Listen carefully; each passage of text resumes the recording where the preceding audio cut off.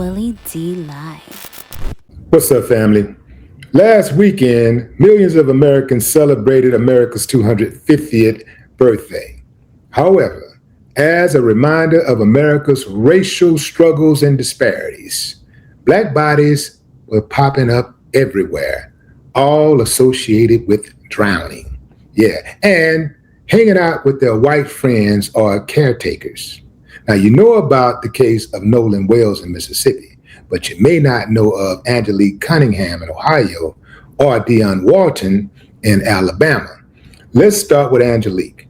Breaking news as we come on the air at 6 tonight. Lucas County coroner confirming that the body recovered yesterday is that of 11-year-old Angelique Cunningham. Her cause of death, a drowning. The body of 38-year-old Jonathan Siha, the owner of the boat, was pulled from the lake 3 days earlier. The coroner also ruled his death a drowning. But tonight, many questions remain about what exactly happened on that boat. 13 Action News reporter Alexis Means live in studio with the new information tonight. Alexis. Lee and Sasham, investigators say Kristen Gerrie never called 911 after a man and child went into the water. She swam to shore, and investigators say she called a friend to pick her up. Authorities say she holds the key to what happened that night. What happened on this boat the night of July 1st still remains a mystery. The Lucas County Sheriff's Office charged Kristen Gerrie with child endangerment after 11-year-old Angelique Cunningham went missing on a boat ride. Court documents allege Gerrie placed Angelique on a boat with Jonathan Siha, the boat's owner. The vessel left Murky Marina west at 10:36 p.m. The voyage lasted less than 15 minutes before something went terribly wrong. We don't know what happened on that boat. What we do know is that we have two people that have been determined to have drowned in Lake Erie. And we have an adult female that left that scene after she was responsible for Angelique Cunningham's care. Investigators say it was Angelique's mother who called for help. Gerrie never called. After swimming to shore, she knocked on a stranger's door. He was just being a good Samaritan and helping somebody out that came to his door asking for help. Authorities say Gerrie never called Angelique's mother despite being a close family friend. She's not a babysitter. She was a very close friend to the family, and they felt comfortable enough to allow her to go with her on a recreational boat ride. Investigators told me Angelique was not a strong swimmer. Gerrie has since been interviewed by both the Sheriff's Office and Toledo Police. I think this is a tragic situation for both families that lost a loved one, and the only person that has the answers is the person that we charged with felony child endangerment today. Captain Cromick also addressed rumors spreading on social media about Siha. A lot of people have questions, but I think for the most part, what people need to be very careful about is that the narratives on social media about Mr. Siha and the statements made about him, they have no credence to who that man was. Investigators say no evidence was collected from the docking area. They are not releasing what evidence was gathered elsewhere. The investigation remains ongoing. And Gerrie will face a judge tomorrow. Sasham, back to you. Okay, I want to focus on what we do know, fam. And what we do know is Kristen Gerrie was responsible for Angelique's safety. She was responsible for her. And Angelique didn't come back home, but Kristen did. So, family, does this sound suspicious to you at all? Like, okay, so little girl that she had stewardship over drowns, and then she aborts the boat, swims back to shore, knocks on a neighbor's door, and asks for help, but she don't contact the authorities. She don't contact the authorities at all. The mother has to find out what happened, and then the mother contacted the authorities. See, here's the thing about committing crimes and doing wrong and doing dirt. One might think, damn, if she wanted to do something like that, I mean, you would think the normal thing to do would just try to cover your tracks. Call 911, call the police. When you're committing crimes and things of that nature and you're lying, you forget stuff. You know, you're not acting in a normal behavior, right? So it appears to me that this chick, Christine, murdered this baby in some kind of way, and the boat's owner. I think that, and for it to happen so fast also, that means that her intent was probably to go out there for whatever reason and do what she did. I believe that with everything. See, you do this, this happens. You do this, this happens. You do this, this happens. And this whole thing with this Christine chick is not lining up. And they also say that she has, that her story has been inconsistent. And see, you know, that's the dead giveaway right there. When your story is inconsistent, when you're telling different truths, right? Yeah, that is very, not just suspicious, but that is suspect. And that means that, you know, you're probably guilty, right? And I do believe that they got the right person.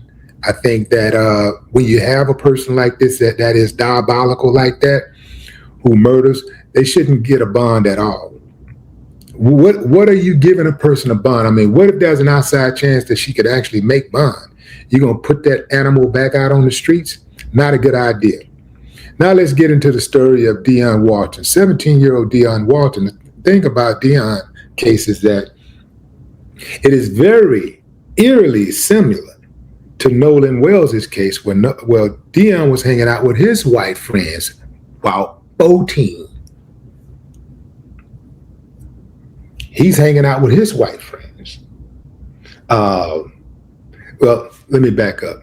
It wasn't necessarily boating, but they were out allegedly swimming or something along those lines. But Deion don't come home. Everybody else go home, but Deion don't come home. Deion was also a student athlete like Nolan. You ever notice how this thing typically happens to our kids that everybody say are the good ones? You know, it's always happened to the kids that got something going on. You know, the ones who are in school, the ones who are progressive, the ones that people like. What's up with that? Quickly turning into a tragedy for a Covington County family who lost their loved one in a drowning just days ago on the 4th of July. WDHN's Robert Smith Jr. has the latest. The stomachs of Jason Walton and John Walton turned after they were at the store getting food to grill out for the holiday when they got a frightening call from their nephew Deion Walton's football coach that he went missing in a community lake. He was like, hey Jason, where you guys are? I was like, well, we just got home from the grocery store. And he was like, you guys need to get here ASAP. And I was like, well, what do you mean? And he was like, it's involving Deion. They went to the community lake off Harmony Church Road in Covington County, where Walton was with some of his teammates celebrating the holiday. We seen like all these police is there, and then we pulled into the driveway on the side of the house, and then I saw the rescue squad. They were boat divers searching out there in the water. I'm like, why are all these people out here? And so I parked the car and I ran to the dock quick.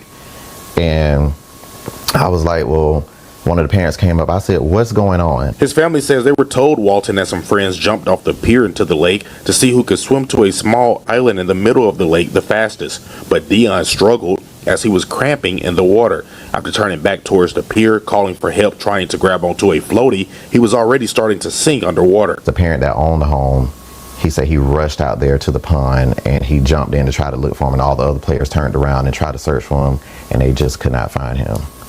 And I was just... At least that's the story they're telling. Since dead man can't talk, we ain't never gonna get the truth. I'm telling you, this is another closed case. This is another accidental drowning, and this is what the police do. They look forward to calling these cases either suicide or accidental. It's always suicide or accidental when a black person ends up dead hanging out with a group of white friends. It's always accidental or it was suicide. No, it's a lot. It's not even real. Don't even seem real to me. Family says Deion was a mediocre swimmer and he was used to pools but not lakes where you can't see the bottom. Although this is a tragedy, family says there is one message that comes out of this. Be careful. You don't want to put a message out there that says, hey, don't get in there on this holiday or you may suffer these consequences.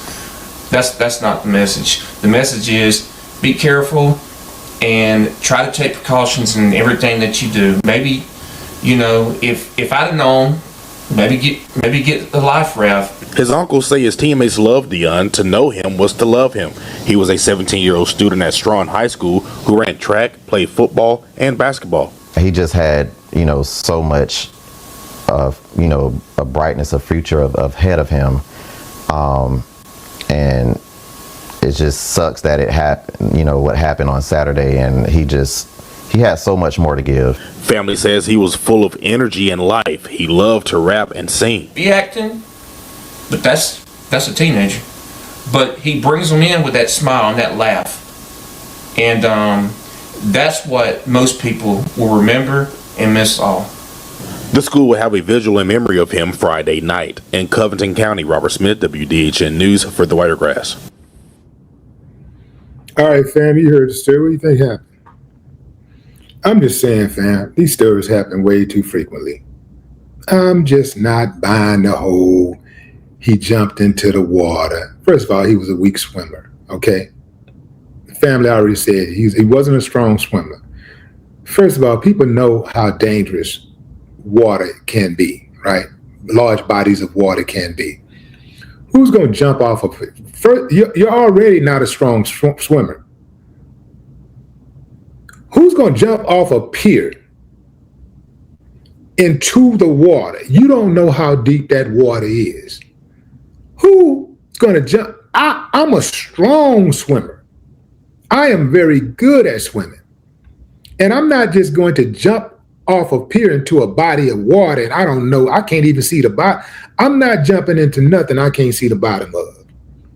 If you find me in a body of water and you can't see the bottom, you already know that I didn't put myself in that body of water. I don't know what's in there. I don't know if it's snake or alligator, it could be a dead body floating, coming through, touch me or something. I'm like, nah, man, I'm not doing that. I don't believe someone who was not a strong swimmer jumped off a pier into a body of water that they couldn't see the bottom of.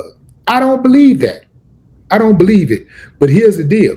The sheriff don't believe it either. The investigators don't believe it either. But that is what they are going to put on the record because they do not care about black people. They don't care about black bodies. In fact, many of them have harmed black bodies and they look forward to harming black bodies. So when somebody else beat them to the punch, it's like, damn, why didn't I think of that?